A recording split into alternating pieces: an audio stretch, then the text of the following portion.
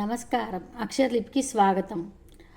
ఈరోజు మనం మురళీధర్ దేవదాస్ ఆమ్టే గురించి తెలుసుకుంటున్నాం. మురళీధర్ దేవదాస్ ఆమ్టే బాబా ఆమ్టే అని పిలుస్తారు. ఇతను డిసెంబర్ 26న జన్మించారు. ఈయన సంఘసేవకుడు. అతని అసలు పేరు మురళీదాస్ దేవదాస్ ఆమ్టే. ప్రముఖ సంఘసేవకుడిగా ప్రసిద్ధిగాంచిన బాబా ఆమ్టే ముఖ్యంగా కుష్ఠరోగుల పాలిట దేవుడిగా మారినాడు. కుష్ఠరోగుల సేవలకై చంద్రపూర్ జిల్లాలో ఆనందవన్ అనే ఆశ్రమాన్ని స్థాపించి అతను కూడా వారితో పాటు అక్కడే జీవితాన్ని గడిపి 2008 ఫిబ్రవరి 9న తన ఆశ్రమంలోనే మృతి చెందిన మహనీయుడు. ఉన్నత కుటుంబంలో జన్మించి భోగభాగ్యాలను వదిలి అణగారిన వర్గాల మేలుకొరకై జీవితాంతం కృషి తలిపిన అతని కృషి మరవలేనిది. అనేక జాతీయ అంతర్జాతీయ అవార్డులు అతను చేసిన సేవలకు గుర్తింపుగా లభించాయి. డిసెంబర్ 26, 1914లో మహారాష్ట్రలోని వార్దా జిల్లా హంగన్ ఘాట్లో ఒక ఉన్నత దేశస్థ బ్రాహ్మణ జాగీర్దార్ కుటుంబంలో ఇతను జన్మించారు. అతని అసలు పేరు మురళీధర్ దేవదాస్ ఆమ్టే కాగా చిన్నదనంలోనే అతని బాబా అని పిలిచేవారు. బాబా అనేది ఎవరో ప్రదానం చేసిన బిరుదు కాదు, అది తల్లిదండ్రులు పెట్టిన ముద్దు పేరు. న్యాయశాస్త్రంలో శిక్షణ పొందిన తర్వాత వార్దాలో ఈయన న్యాయాభ్యాసం ప్రారంభించాడు. అదే సమయంలో భారత జాతీయోద్యమ పోరాటం జరుగుతూ ఉండేది. క్విట్ ఇండియా ఉద్యమ సమయంలో అరెస్టు కాబడిన జాతీయ నేతల తరపున కోర్టులలో ఇతను వాదించేవాడు. క్రమక్రమంగా మహాత్మా గాంధీ వైపు ఈయన ఆకర్షితుడయ్యాడు. గాంధీజీతో పాటు కొంతకాలం సేవాగ్రం ఆశ్రమంలో గడిపారు. ఆ తర్వాత జీవితాంతం వరకు గాంధీజీ సిద్ధాంతాలకే కట్టుబడ్డారు. వేషధారణలో కూడా గాంధీజీ వలె ఖద్దరు దుస్తులనే వాడేవారు. గాంధీజీ వలె జీవితాంతం అణగారిన వర్గాల కృషికై పాటుపడ్డారు. వివాహం 1946లో బాబా ఆమ్టే సాధన గులేషా శాస్త్రిని వివాహం చేసుకున్నారు. తర్వాతి కాలంలో ఆమె సమాజ సభ్యులచే సాధన తాయ్, మరాఠీలో తాయ్ అనగా పెద్దక్క అని పిలువబడింది. వారికి వికాస్, ప్రకాష్ అనే 2 కుమారులు ఉన్నారు. ఆ ఇద్దరు కూడా తండ్రి వలె సమాజ సేవకై పాటుపడుతున్నారు. ప్రకాష్ ఆమ్టే జీవన సహచరి అయిన మందాకిని ఆమ్టేతో కలిసి సంయుక్తంగా 2008లో రామన్ మెగాసెసే అవార్డు పొందాడు. ఆనందవన్ బాబా ఆమ్టే స్థాపించిన 3 ఆశ్రమాల్లో ఆనందవన్ మొదటిది. కుష్ఠరోగుల సంక్షేమానికి మహారాష్ట్రలోని చంద్రపూర్ జిల్లాలో ఈ ఆశ్రమాన్ని 1951లో స్థాపించాడు. ఆనందవన్ అనగా అర్థం ఆనందపు అడవి అని. వరోరాకు దగ్గరలోని ఒక అటవీ ప్రాంతంలో 50 ఎకరాల విస్తీర్ణంలో ఈ ఆశ్రమాన్ని ప్రారంభించారు. అది క్రమక్రమంగా పెద్దదై నేడు 500 ఎకరాలకు విస్తరించింది. ఆ రోజులలో కుష్ఠరోగులకు సమాజం నుంచి వెలివేసేవారు.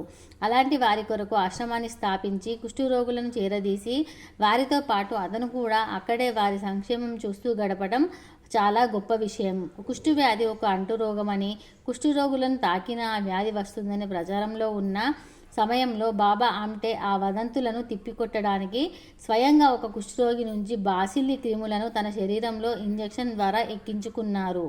కుష్ఠరోగులకై బాబా ఆమ్టే తదనంతరం సోమనాథ్, అశోకవన్ ఆశ్రమాలను కూడా స్థాపించారు. సమాజ సేవ విషయంలో ఆనందవన్ ఆశ్రమం ప్రపంచవ్యాప్తంగా ప్రసిద్ధిగాంచింది.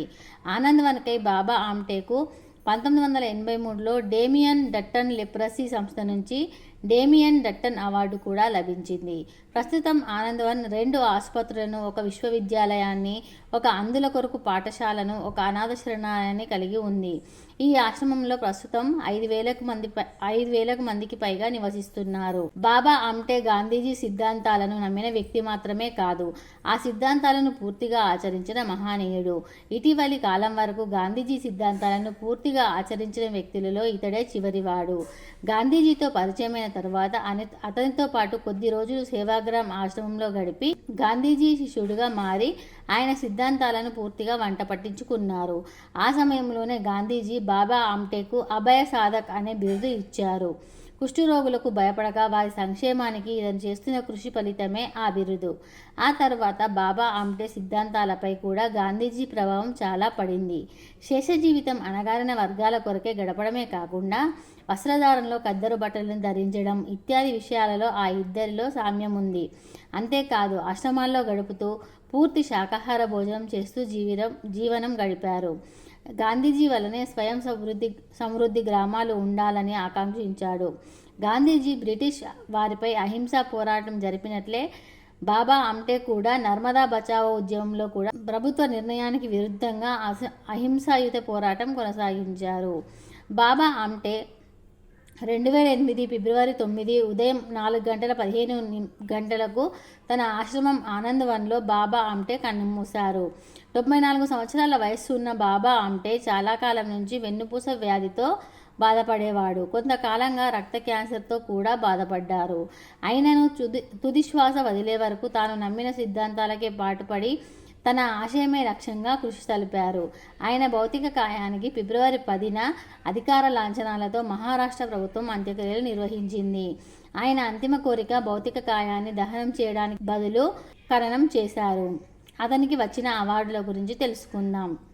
అనేక దశాబ్దాల పాటు దీనజన ప్రజల కోసం కృషి సలిపిన బాబా ఆమ్టేకు అనేక జాతీయ అంతర్జాతీయ అవార్డులు లభించాయి. అవార్డులతో పాటు లభించిన నగదు సాంఘిక కార్యకలాపాల కోసమే వినియోగించారు. 1971లో భారత ప్రభుత్వం పద్మశ్రీ అవార్డు ఇచ్చారు. 1974లో మహారాష్ట్ర ప్రభుత్వము దళిత్ మిశ్రా అవార్డు, 78లో రాష్ట్రీయ భూషణ్ అవార్డు, 1979లో జమన్లాల్ బజాజ్ అవార్డు, 1983లో అమెరికాకు చెందిన డామియన్ డట్టన్ అవార్డు. ఇది కుష్ఠవ్యాధి పీడితుల కోసం కృషి సలిపిన వారికి ఇచ్చే ప్రపంచంలో అత్యున్నత అవార్డు ఇచ్చారు.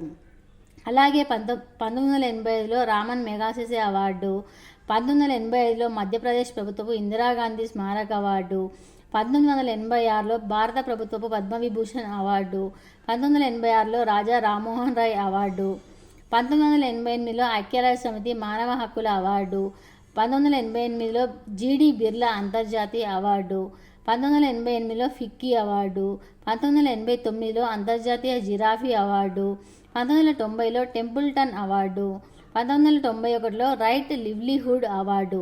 ఈ అవార్డు ప్రత్యామ్నాయం నోబెల్ బహుమతిగా పేరు పొందింది.